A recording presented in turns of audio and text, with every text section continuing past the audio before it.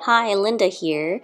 This is the latest little A6 leather art journal that I have made for a friend as a gift.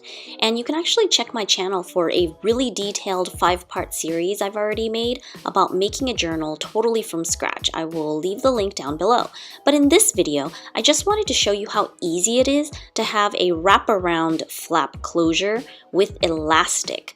So here I have the journal already sewed up, and the cover is just wider than the journal so that there's enough material on the right side to wrap around the journal and onto the front cover. Then I punched a hole in the middle of the front flap to attach the closure elastic. So I only had this very thin type of elastic and I wanted to bulk it up, so I thought that I would just use a bunch of strands all together.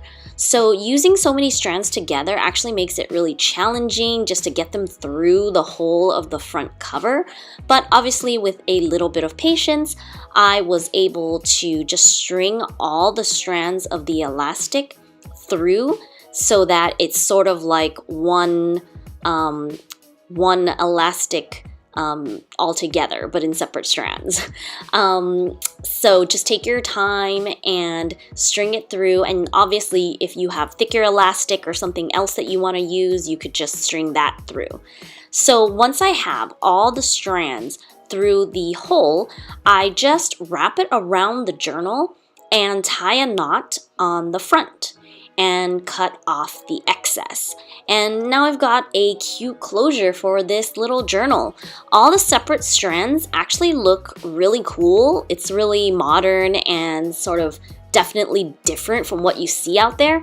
I know that some people use a very long piece of leather or string as their closure rather than elastic. Like they just attach one really long piece of string that they will then use to wrap around the journal several times and then just tuck in the end into itself.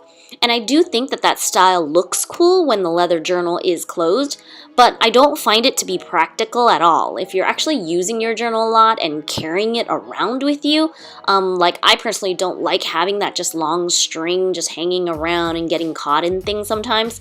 So I think the elastic is just a lot handier, maybe just more practical. So that's what I created here. So that's how I make a wraparound closure for my art journals.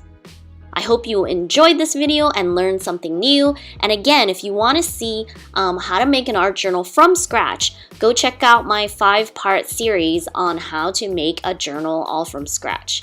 If you like my videos and want to learn more about art journals, printables, and paper crafting, subscribe to my channel and let me know down in the comments what you would like to see. I'm always open to new ideas. Until next time.